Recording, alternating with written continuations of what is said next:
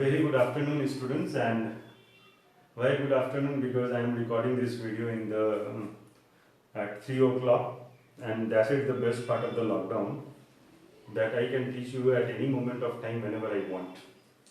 So now you have come to class 10, and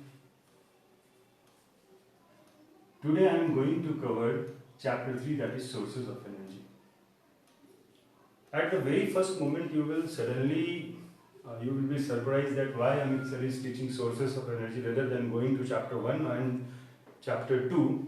So what happened till yet is that every time when the session begins, from this topic I used to give students project live working models. I asked students to make live working models, which I used to give them for their summer vacation. So keeping the tradition alive, what will happen? First I will teach you this subject, and the moment your summer vacation or the lockdown, when the lockdown ends, what can happen? I will allot you into certain groups. I will divide the whole classes into different into groups, and I will give them projects related with sources of energy. The project work is not just going to be your writing work. Here you have to make some working models also, like those who will get those someone will get to make solar cooker, someone have to make presentation on wind energy. Last year I still remember that one of the students produced electric energy by it was a very simple project by using a pressure cooker. So these are the live models that you have to demonstrate. Now I think after this is my first session with you, and it is almost 3.5 months that I am taking your class. So the sources of energy will include, first is what is resource.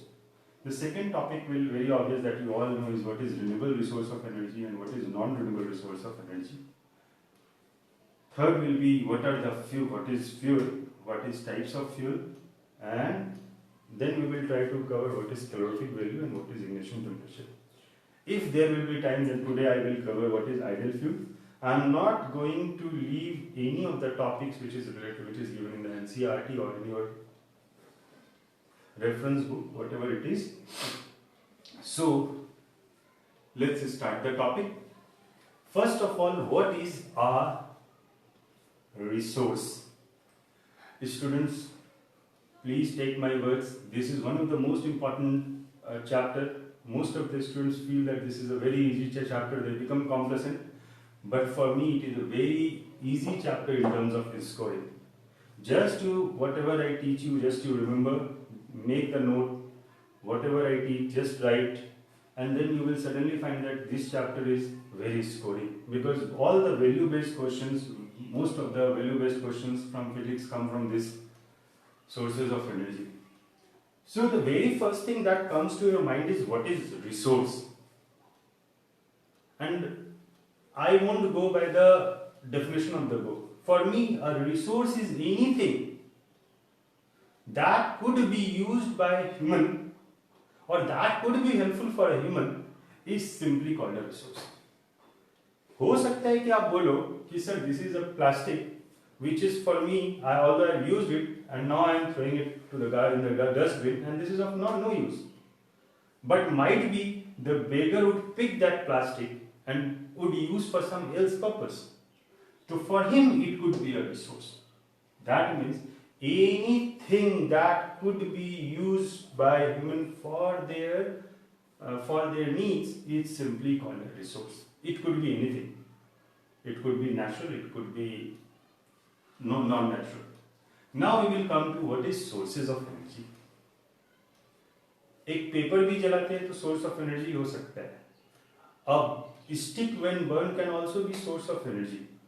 But in terms of physics, anything which can be burned for a longer period of time in a very convenient manner. So, and the amount of energy released is also either very high or moderate, not very less. Then such a material will come under sources of energy. For you, in your daily life, you will see LPG is a source of energy.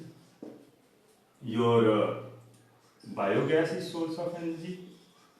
Even wood or even cow dung cake dung in rural villages could be used as source of energy. The very second point I would like to say is any fuel or any source of energy, it depends upon person to person that it could be ideal for me. It's not very important that it could be ideal for you. It depends upon the person's mentality, his income, his concern for the environment, and also the availability of the material.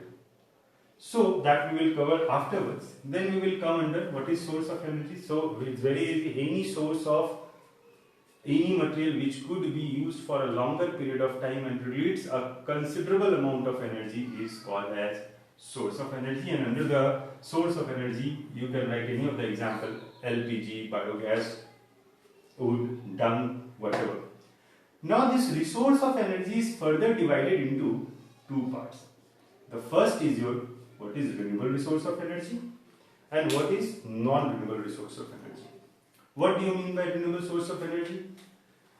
Those source of energy which replenish in a very short period of time and generally does not extinct, or it does not it does not gets exhaust, is called comes under renewable source of energy. Your renewable source of energy is solar energy, your wind energy, and nowadays solar energy is used for making batteries and all this. What do you mean by non-renewable resource of energy? Those sources of energy which will take a million of years of time to available to the human or to be made, so that it takes million of times to form, or it will deplete very easily, means its resources with time will deplete and it will take further million or thousands of years to produce, such will come under non-renewable resource of energy. Please इनका example बहुत आराम से कीजिएगा, बहुत easy chapter है. Until unless you come for nuclear reaction, nuclear fission reaction and all this, लेकिन for me it is very important chapter in terms of scoring. Non-renewable, तो non-renewable में आपका आ गया क्या? Fossil fuels. And under the category of fossil fuels, the first is your coal, the second is your petroleum, और जो भी याद है you can write, but for so again I am just recapitulating. Resources can be divided into two parts: renewable resource of energy and non-renewable resource of energy. These are very easy topic, leave it. Now the very most important topic is what is a fuel. Again, any substance which releases considerable amount of energy in a considerable time of time, over a limited period of time, then it is called a fuel. But is paper a fuel? बोला sir paper भी आप जला सकते हैं, तो paper तो fuel होना चाहिए, मैं पेपर को जला सकता हूं. But at first the definition seems to be correct that paper will also come under the category of the fuel in the very first glance. No. As per the definition, what I said is that anything which burns over a longer period of time releasing considerable amount of energy. लेकिन paper को जैसे ही जलाते हैं, if the reaction seems to be spontaneous, the whole of the paper will burn in a very short period of time. So that cannot be considered as a fuel. Please इसका example ये remember रखिएगा. Now fuel is further of three types. First is your solid fuels, depending upon the state of the fuel. The second is your liquid fuel, and third is your gaseous fuels. Solid fuels के example में आप क्या लिख सकते हैं? Coal. Liquid fuel, kerosene, petrol, and what is your gaseous fuel? So then it is called LPG, and then your CNG, These will all come under the category of gaseous fuel. Now the two more topics that I will cover today is what do you mean by calorific value, and second is what is the ignition temperature. So let's talk.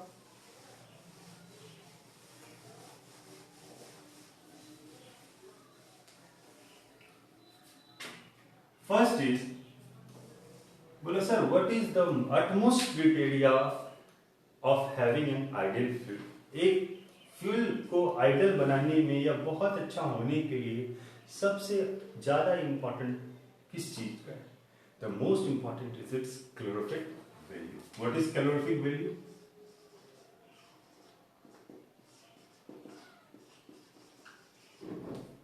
The amount of energy released, energy in the form of heat, released by burning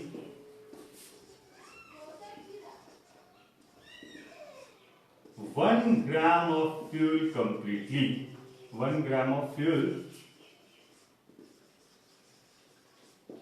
completely is called its calorific value. फिर से बोल रहा हूं, 1 ग्राम fuel को completely जलाने में जितना amount of energy release होगा, that is called its calorific value. This calorific value is very important in deciding which is a good fuel and which is an average fuel, and which fuel should be, the fuel should not be used. Like cow dung cake, if you consider cow dung cake, it has a calorific value of I think 6 to 8 kilojoule per gram. In a very, and the second is, if you consider LPG, it has a calorific value of, please check, 50 to 55 kilojoule per gram. And the third, which is most important, is your hydrogen. Hydrogen gas has a calorific value of 150 kilojoule per gram. In the very first scenario, it seems that, yeah, the calorific value of cow dung cake is just 6 to 8 kilojoule per gram. That means, in today's scenario, it cannot be considered as a good fuel. While if you see LPG, LPG is the mixture of butane that we will burn in the home in the form of cooking gas. It has a calorific value of 50 to 55 kilojoule per gram. Then, in the third example, if you see why hydrogen, despite having a very high, it has the highest calorific value among the fuel, it is 150 kilojoule per gram. So in future, hydrogen could be considered as an ideal fuel. But nowadays, we don't have that enough technology where hydrogen could be used as a fuel in our domestic purposes or in our day-to-day, as a day-to-day fuel. Because although it has a very high calorific value, we all know that hydrogen burns with an explosion. That means till now we don't have that enough technology where we can contain hydrogen gas and avoid that explosion. Might be in future that we will be able to do. Similarly, cow dung cake, when undergo anaerobic respiration, when I will teach you biogas, the same biogas releases 45 to 50 kilojoule per gram of energy. That means, as a student of science, I can use that cow dung cake. बोले ना, same cow dung cake, that is गोबर, को जब biogas plant में हम लोग for 70 to 80 days anaerobic respiration कराएंगे, then the same cow dung gas will release your mixture of methane that is called biogas, and it will release 45 to 50 kilojoule per gram of energy. It seems that means it will almost 8 to 10 times it has high calorific value. This is what is calorific value is. Now the next topic is what is ignition temperature.